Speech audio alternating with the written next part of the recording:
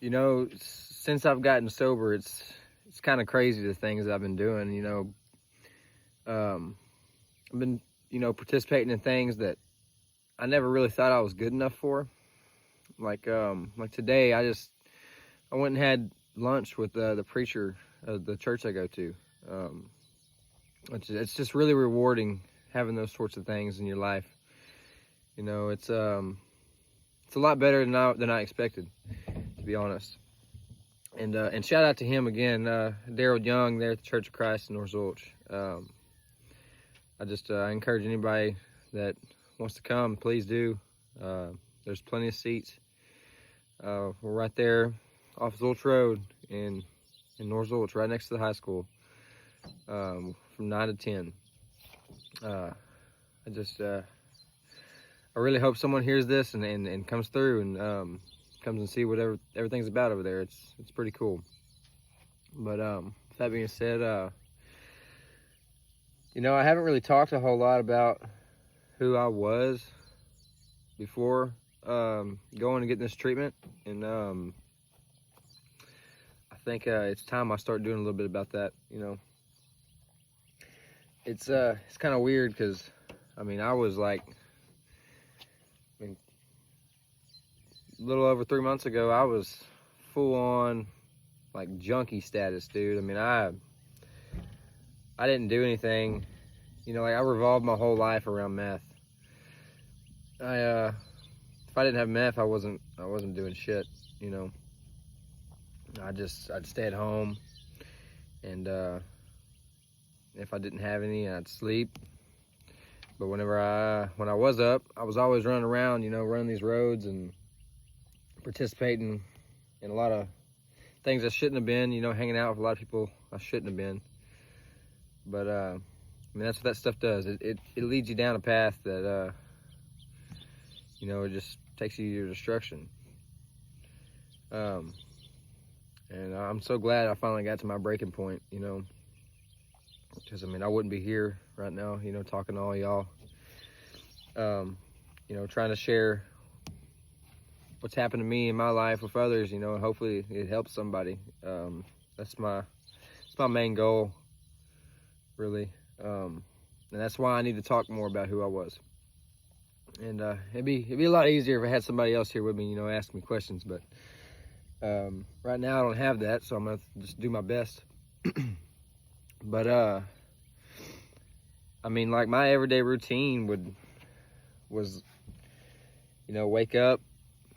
I'd go out to the truck because I couldn't do it in my house because I had Jamie there and the kid, my son Stoney.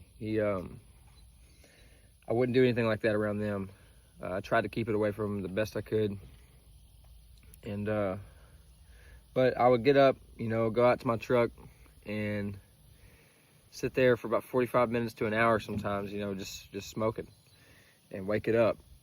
And I wouldn't hardly ever work. I'd just run around and mainly just chase a sack most of the day. I go down to a friend of mine's house and that I knew always had drugs, and I try to catch him, every morning, and I'd hang out there for however long, and just I wasted a lot of time doing that kind of stuff. A lot of things a lot of time I could have been doing something constructive, but instead I was just trying to get high. And I'd go there, and then I'd end up going somewhere else after hanging out over there, and just I'd run around like a chicken with my head cut off. It was just ridiculous, some of the stuff I would be doing. I'd be doing all kinds of favors for people just for a little bit of dope, hardly anything, what I'm saying? I dedicated myself, way too much of myself, to that, and got hardly anything out of it at all. Nothing good, obviously, but it's just kind of sad, what that stuff will do to a person, and how far it'll bring someone down, as a person. And it got me down to my lowest point. I didn't give a shit about anything if I wasn't high, you know. That was like my number one thing in life. And I'm so glad I got to come out of it. And you know, I want to share a lot of my, you know, my, I guess, horror stories with y'all. I got a lot of them. I'm just gonna need some help from somebody, you know. You know, some things I have noticed that have been a lot different is I haven't been broken down on the side of the road a single time since I've been sober. My trucks run better, which is insane, because I always had something wrong with my vehicle, no matter what. I don't know what it was. I guess I just messed around them too much, you know. Just I always thought stupid stuff was wrong with them and would fix stuff that wasn't broke. And you know, but excuse me, I got a motorcycle about to pass by me, so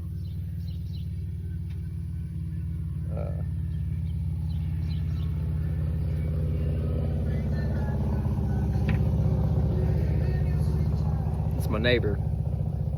He's a good dude, but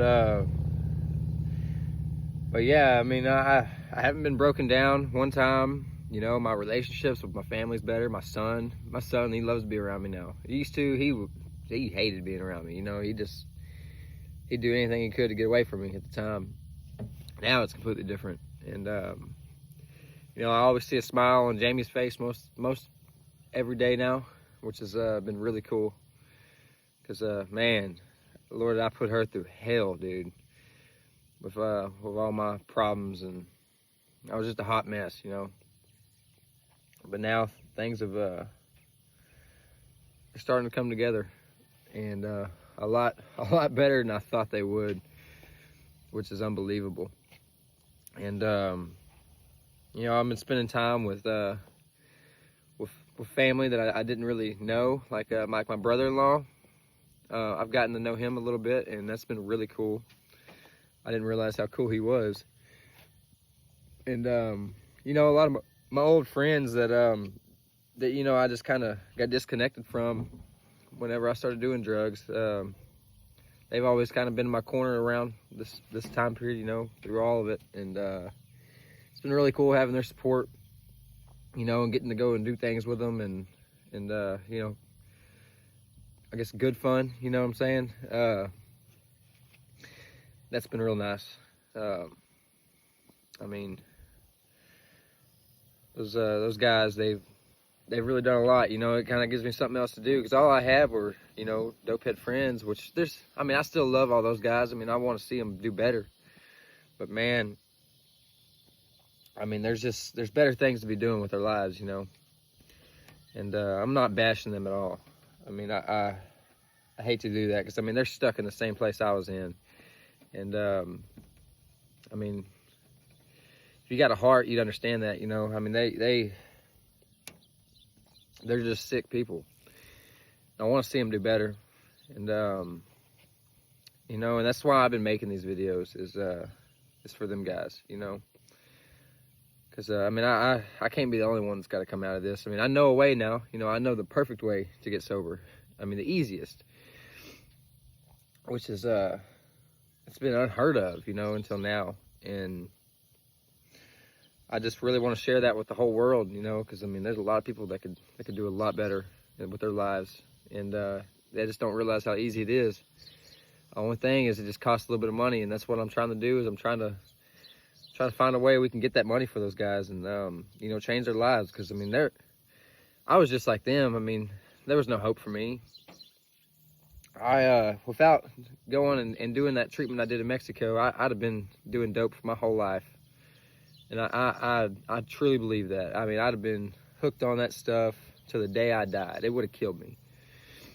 And I want to see a lot of those people, you know, get the same opportunity that I got. And I pray that happens. I mean, it weighs on me heavy. But I guess that's really all I got for y'all today. I know I ain't posted a video in a while. I'm gonna try to make more. And sometimes I feel like a broken record, you know, like I'm running out of things to talk about. But I mean, it's real important what I'm trying to pass on here. This message is it's very important to me, and I know it's important to a lot of others. And I hope you'll share this video, and I hope the right person hears it. Y'all have a good day.